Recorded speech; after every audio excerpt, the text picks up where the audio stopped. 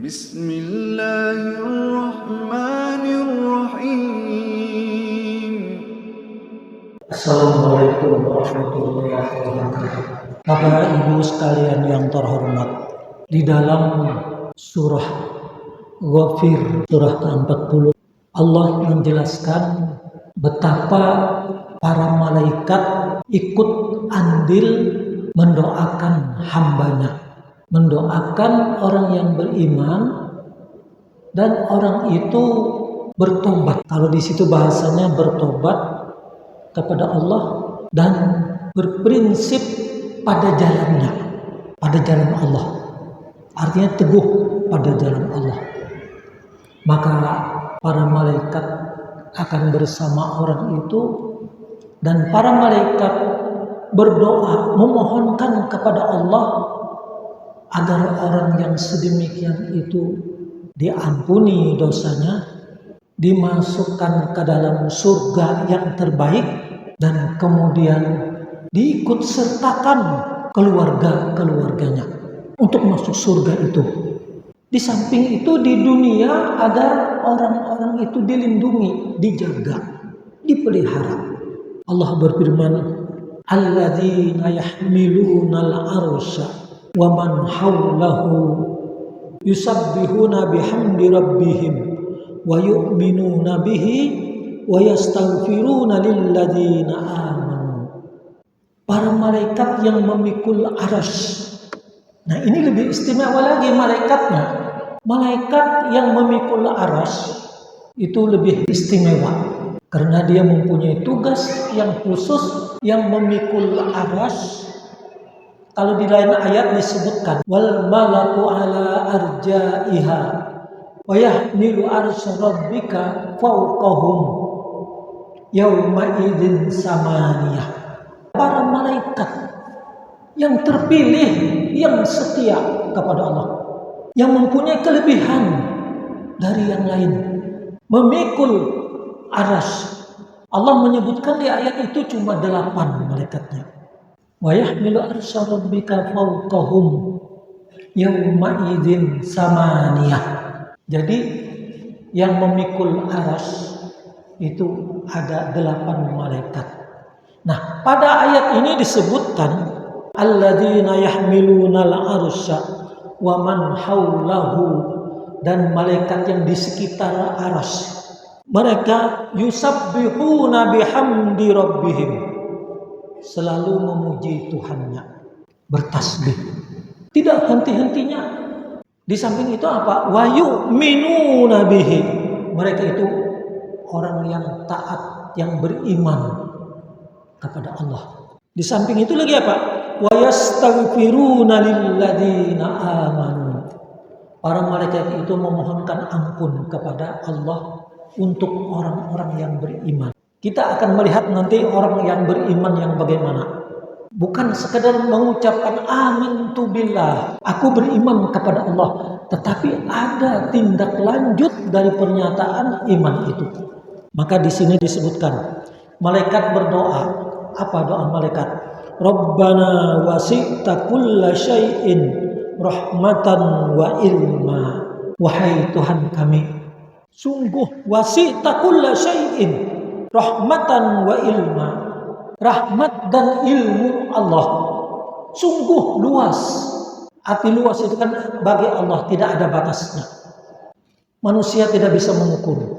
Kemudian malaikat berucap, faghfir lilladzina tabu wattaba'u sabilaka wa qihim adzabal jahim. Para malaikat yang tadi, yang setia, yang memikul arsy Allah, dan malaikat yang di sekitarnya, dia bertasbih, kemudian memohonkan kepada Allah untuk orang yang beriman agar dia ampuni segala dosanya. Ampunilah hambamu yang beriman dan yang tobat dan mengikuti jalanmu, tetap pada jalan Allah, tetap pada kebenaran. Nah, apa maksudnya? Iman itu proses pada diri kita ya, tapi orang yang tobat dia harus membuktikan. Nah, Yang mau membuktikan iman itu dengan tobat, itulah yang dimohonkan oleh para malaikat. Sebenarnya amal ibadat kita itu upaya tobat ini, bapak-bapak dan ibu-ibu. Sholat itu upaya tobat. Amal ibadat yang lain tobat. Cuma kadang-kadang bentuk tobat kita itu tidak sesungguhnya. Banyak ya ibadat kita itu terkesan melaksanakan sebatas melepaskan kewajiban. Sholat 5 waktu dilakukan, umpamanya maghrib, dilakukan maghrib. Tapi sekedar melepas kewajiban. Tidak ada kesadaran bahwa sholat ini adalah upaya untuk memohon ampun kepada Allah. Upaya untuk taubat kita kepadanya. Tidak dirasakan pada diri kita. Membaca Al-Fatihah, membaca ayat, kemudian ruku, i'tidal, sujud dan sebagainya. Kadang-kadang ya kita melakukan begitulah. Ya betul, tetapi penjiwaannya itu yang kurang. Nah, sebenarnya penjiwaan itulah model taubat di dalam ibadah. Ini ada kan asal melepaskan kewajiban, sudahlah. Padahal bagaimana ibadat itu sebagai upaya taubat. Termasuk ini kadang-kadang ini bapak-bapak berzikir. Kita ambil contoh aja ya. Dalam hadis disebutkan, siapa yang membaca Subhanallah 33 kali, Alhamdulillah 33 kali, Allahu Akbar 33 kali, kemudian diakhiri dengan La ilaha illallah wahdahu la syarikalah lahul mulku wa lahul hamdu wa huwa ala kulli syai'in qadir, maka dosa-dosa orang yang membaca itu setelah sholat akan diampuni oleh Allah. Walaupun dosanya apa? Walau kana misla zabadil bahri. Sekalipun dosanya itu tidak terhitung, bagaikan buih di lautan. Buih di lautan itu sudah bertumpuk-tumpuk lah. Bumi ini kan lebih banyak airnya, lebih banyak lautnya. Bahkan seberapa butir pasir di pantai, dosa orang dengan membaca itu, asalkan betul, Allah akan mengampuninya. Kalau kita pikir betapa banyak bacaan itu kita baca, mungkin aja setiap selesai sholat fardu, bapak-bapak dan ibu-ibu membaca itu 33 kali subhanallah, alhamdulillah, Allahu akbar, la ilaha illallah, Allah, la ilaha illallah wahdahu la syarikalah, lahul mulku wa lahul hamdu wa huwa ala kulli syai'in qadir. Betapa banyak rahmat yang kita terima dari Allah. Artinya dosa-dosa kita pun terhapuskan. Tapi nah ini sekarang bacaan yang kita sebut itu, zikir yang kita sebut itu, apakah benar-benar menjiwai kita sehingga dia betul-betul sebagai model tobat? Banyak orang yang membaca kadang-kadang sekedar mengucapkan begitu aja, seperti tidak menjiwai sama sekali. Padahal itu kan sifat Allah yang maha agung. Bahkan kadang-kadang tidak tahu, asal disebut aja subhanallah, subhanallah, subhanallah, subhanallah, subhanallah, subhanallah, subhanallah, subhanallah. Nanti selesai 33, alhamdulillah, alhamdulillah, alhamdulillah, alhamdulillah, alhamdulillah, alhamdulillah, alhamdulillah, alhamdulillah, alhamdulillah. Setelah itu Allahu Akbar, Allahu Akbar, Allahu Akbar, Allahu Akbar, Allahu Akbar. Apa yang kita baca itu sebenarnya? Itu kan kalimat yang maha agung itu sebenarnya. Allah menjanjikan siapa yang membaca itu setelah sholat 33 kali, dosa-dosanya akan diampuni. Rahmat Allah akan diberikan kepada mereka. Tapi terkesan kok tidak ada apa-apanya. Tentu kesalahannya pada diri kita. Cobalah kalau membaca itu dengan hati yang ikhlas. Ingat, amal ibadat itu didasari oleh keikhlasan, bukan karena keterpaksaan. Begitu selesai maghribnya sudah cepat, habis itu nggak tahu apa-apa. Bukan berarti sudah selesai. Sebenarnya yang lebih daripada itu mengharap ridho Allah, menjadikan itu sebagai sarana taubat. Nah, jadi kalau membaca tasbih ini bapak-bapak dan ibu-ibu, biarlah kita agak sedikit mengorbankan waktu, asalkan betul-betul yang kita ucap itu subhanallah, subhanallah, subhanallah, subhanallah. dijiwai maha suci Allah. Allah maha suci dari segala tuduhan macam-macam. Alhamdulillah, segala puji bagi Allah. Hanya Allah segala sesuatunya, tidak ada yang lain dipuji dia. Dan memang begitu hak bagi Allah, karena dia telah menciptakan yang tentu manusia tidak ada yang bisa berbuat, makhluk manapun juga, sehingga kita mengatakan alhamdulillah, Allahu Akbar. Nah, begitu lagi kita ucapkan itu, insya Allah dengan cara itu model taubat sudah memasuki kepada yang sebenarnya. Dan insya Allah juga itulah yang dikehendaki oleh malaikat, yang kemudian malaikat berdoa agar orang itu diampuni. Faghfir lilladzina tabu wattaba'u sabilaka waqihim adzabal jahim.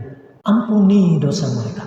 Salat kita umpamanya sudah baik, kita upayakan. Jangan terkesan yang yaitu tadi, sekali lagi pokoknya terpaksa atau tidak dijiwai. Bacaan yang lain begitu juga. Umpamanya kita mendengar, atau umpamanya bapak-bapak, ibu-ibu juga setelah sholat membaca tasbih, subhanallah, subhanallah, subhanallah, subhanallah, subhanallah, subhanallah. Cepatlah, kemudian dia tidak terarah, tidak tahu. Bahkan ada yang sampai begitu cepatnya, entah apa jadinya. Jangan. Cobalah kita memohon kepada Allah, kita menyebut asma-Nya, dan malaikat mendoakan. Doa malaikat itu makbul. Allah pasti mengabulkan kalau malaikat berdoa. Karena malaikat sudah jelas disebutkan di dalam Al-Quran, la ya'sunallaha ma amarahum wa yaf'aluna ma yu'marun. Para malaikat itu tidak pernah melakukan kesalahan, tidak pernah menolak segala kehendak Allah, dan selalu setia terhadap yang diperintahkan. Jadi kalau malaikat berdoa, mendoakan untuk kita, karena kita tergolong orang yang taubat, dengan begitu membaca doa, membaca zikir, dan melaksanakan yang diperintahkan dengan baik, sehingga disebut sebagai model taubat. Doa malaikat untuk kita luar biasa. Waqihim adzabal jahim. Ya Allah, selamatkanlah hamba-Mu yang taubat itu dari neraka jahanam. Ini Allah yang menceritakan kepada kita bahwa malaikat begitu berbuat untuk hamba-Nya yang beriman, hamba-Nya yang bertakwa, hamba-Nya yang taubat.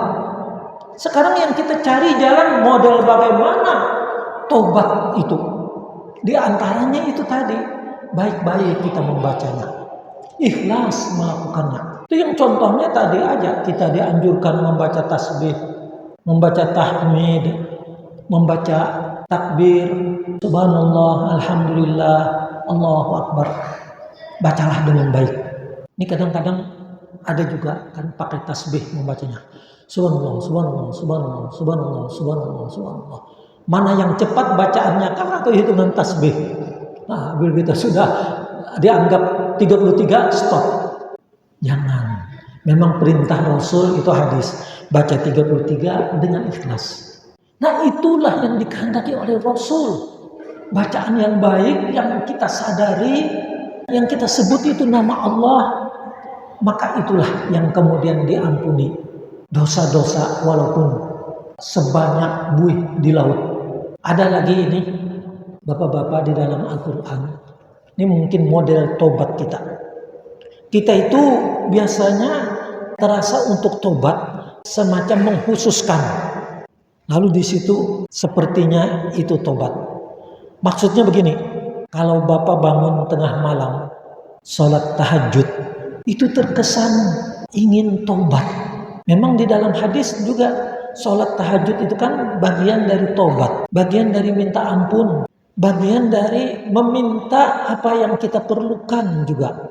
Nah, di situ kadang-kadang bacaannya bagus, khusyuk. Nah, hendaknya dalam semua amal ibadah kita lakukan begitu dengan ikhlas, dengan khusyuk tadi, sehingga malaikat benar-benar mendoakan dan dikabulkan oleh Allah.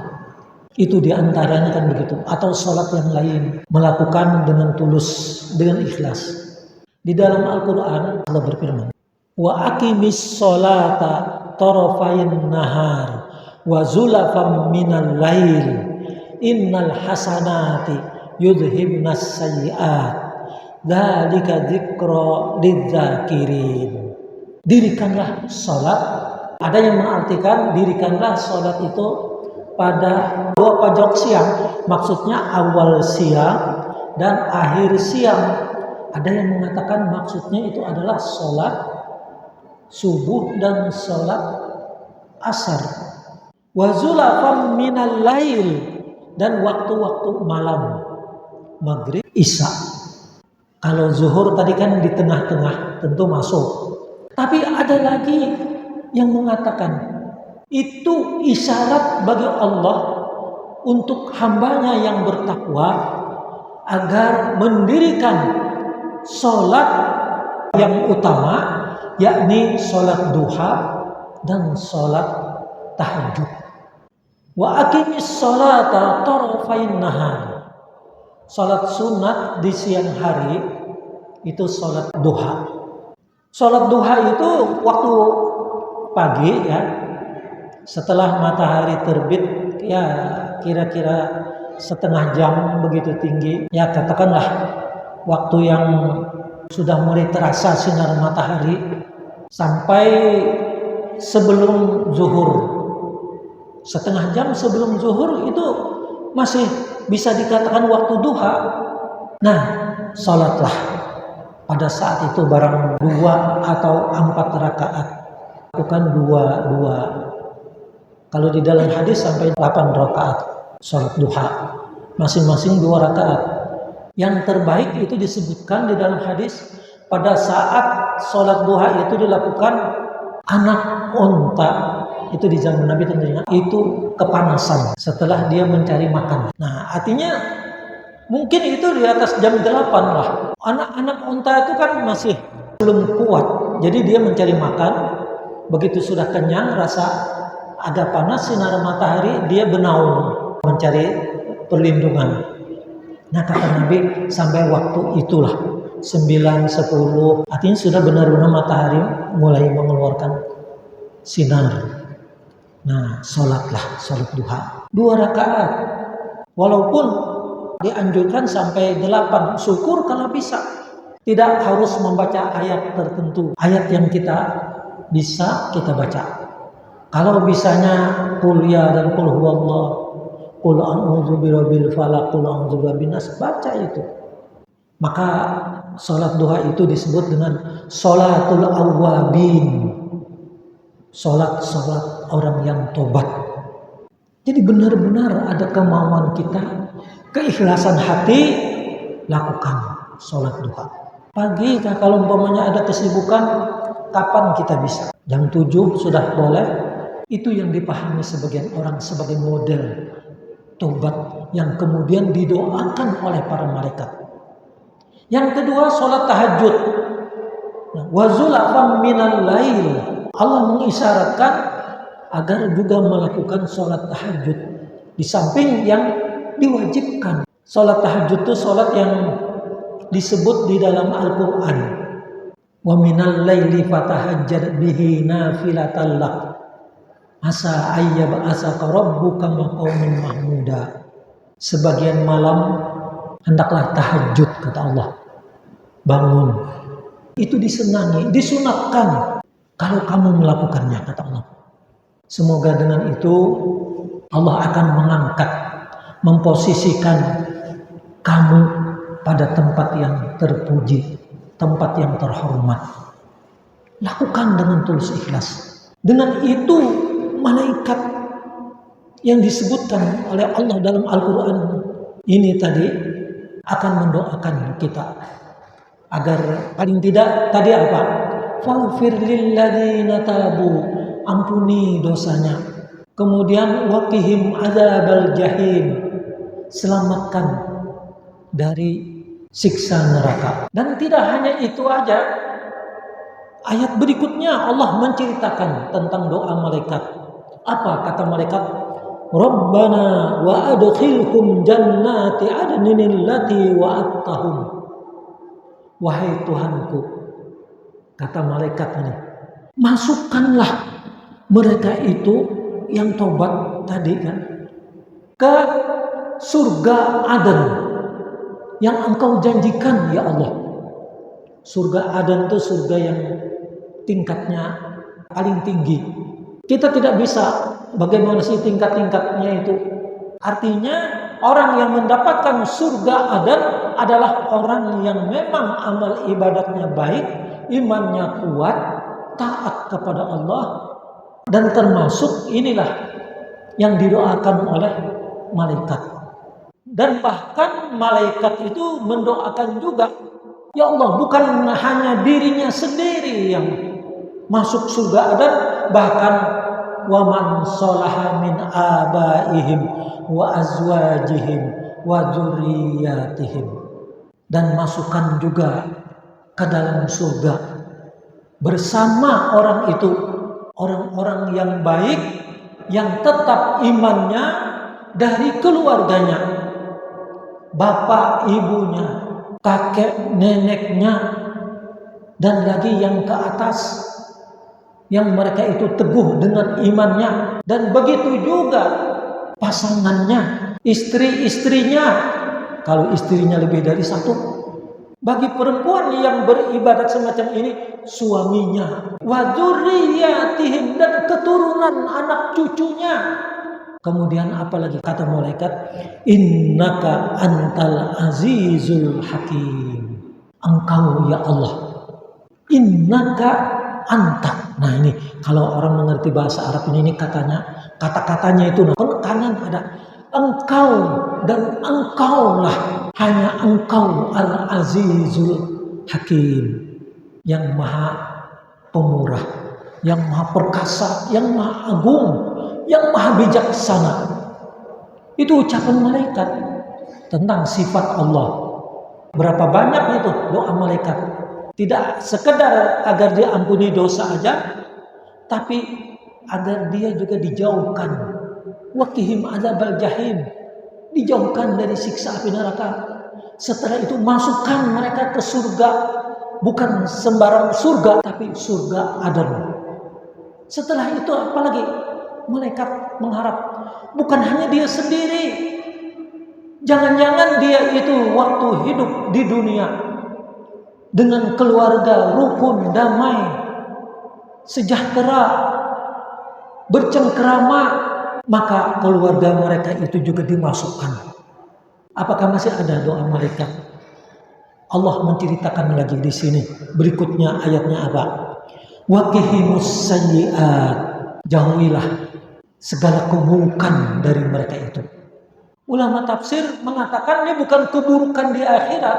Kalau di akhirat jelaskan begitu, tapi di dunia orang yang taubat itu jauhkan dia dari segala keburukan, dari kejahatan, dan bahkan keluarganya tadi lindungi mereka. Waqihimus sayyi'at, kata malaikat. Kemudian apa doa malaikat? Wa man taqis sayyi'ati yauma idzin faqad rahimtah. Karena orang yang dilindungi dari kejahatan, dari keburukan, berarti orang itu adalah orang-orang yang engkau beri rahmat. Wa dzalika huwal fawzul azim. Yang demikian itu adalah suatu keberuntungan yang luar biasa, keberuntungan yang agung, keberuntungan yang besar. Kita kadang-kadang mewujudkan taubat tidak seperti dengan sesungguhnya. Sekedar tadi dalam hal ibadat kita melaksanakan, tapi bisakah ibadat kita itu benar-benar diterima oleh Allah sebagai model taubat? Jadi sekecil apapun yang kita lakukan dari ibadat, hendaknya dengan hati yang ikhlas, kemudian dengan cara baik. Maka kalau itu dikategorikan sebagai model taubat kita, doa malaikat untuk kita. Orang kadang-kadang begini berucap, saya tobat. Boleh, ya tidak dilarang. Saya bertobat, tidak lagi melakukan dosa. Setelah itu ya tentu apa yang dia ucapkan itu harus ditindaklanjuti. Dan jangan sampai tobat yang diucapkan terhadap dosa yang dilakukan itu terulang lagi. Jangan. Benar-benar tobat dan menjauhi serta membenci terhadap perbuatan yang salah itu. Itu kalau tobat dalam perbuatan. Tetapi ya kita kadang-kadang bisa menjaga diri, tapi dalam hal ibadat kita yang kadang-kadang kurang begitu berupaya dengan cara baik. Nah inilah Bapak-Bapak sekalian yang terhormat, betapa doa malaikat itu luar biasa untuk orang yang taubat. Apabila dia memang benar-benar taubat kepada Allah yang disebutkan di dalam Al-Quran ini. Taubat yang diharapkan dengan bacaan-bacaan sesuai petunjuk dari Rasulullah umpamanya. Kalau kita membaca Al-Quran, bacalah dengan baik. Syukur kalau kita bisa menghayati kandungan dari Al-Quran itu. Apa yang kita baca ada pemahamannya. Membaca ayat atau surah Al-Ikhlas, Qul huwallahu ahad, kita yakin-yakin mengucapkan dan dengan kandungan itu. Jangan mengucapkan Qul huwallahu ahad. Katakanlah Allah itu Asa, satu. Tapi masih aja beranggapan bahwa ada Tuhan selain Allah atau membenarkan ada Tuhan bagi agama lain. Nah, itu kan sudah menodai ucapan itu. Kalau kita mengatakan Qul huwallahu ahad, tidak ada Tuhan yang manapun juga. Walaupun orang mengatakan Tuhannya ini, Tuhan itu, kita harus memprinsipkan diri kita. Allahus Samad, Allah tempat meminta, tidak ada yang lain yang kita panjatkan doa atau apapun juga yang kita harap kecuali Allah. Nah, itu kan tertanam pada diri kita. Dengan cara meyakini itu semua, insya Allah kita bisa tergolong kepada hamba Allah yang taubat, yang kemudian didoakan oleh para malaikat. Tidak hanya untuk kita, tetapi juga keluarga-keluarga kita. Nah ini Bapak Ibu sekalian, betapa pentingnya taubat. Bukan hanya sekedar kita berucap pamanya astagfirullahaladzim alladzi la ilaha illa huwal qayyum wa atubu ilaihi. Aku meminta ampun kepadamu ya Allah. Tidak ada Tuhan selain Dia. Wa atubu ilaihi, dan aku tobat kepadanya. Tapi tidak ada penghayatan terhadap itu dan tidak ada tindak lanjut dari perbuatan kita. Berucap itu tidak dipahami, kemudian perbuatan kita masih saja tidak terkontrol. Ini bukan tobat namanya. Bapak-bapak, dalam ayat tadi, innal hasanat yudhibnas sayyi'at, segala kebaikan akan menghapus keburukan. Dzalika dzikra lidzakirin, itulah peringatan, itulah pengumuman dari Allah. Artinya pengumumannya apa? Innal hasanat yudhibnas sayyi'at, sungguh kebaikan yang dilakukan bisa menghapus segala keburukan, segala dosa, asalkan dengan baik.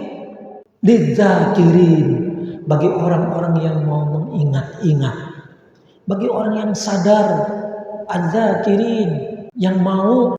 Nah, sederhana sebenarnya kan pengertian taubat itu. Ada kemauan dengan cara baik, maka itulah taubat, dan insya Allah kita menjadi hamba Allah yang terbaik. Insya Allah kita akan bersama-sama dengan keluarga di akhirat, di surga nanti, layaknya kehidupan kita di dunia. Tentu dengan rahmat Allah, dengan sama-sama menjaga iman, memperkokoh dan memperbaiki segala amal ibadah kita. Inilah Bapak Ibu sekalian yang terhormat, kita akhiri dengan doa kafaratul majlis. Subhanakallahumma bihamdik, asyhadu an la ilaha anta astaghfiruka wa atubu ilaik. Wa sallallahu ala nabiyyina Muhammadin wa ala alihi wasallam. Walhamdulillahi rabbil alamin. Assalamualaikum warahmatullahi wabarakatuh.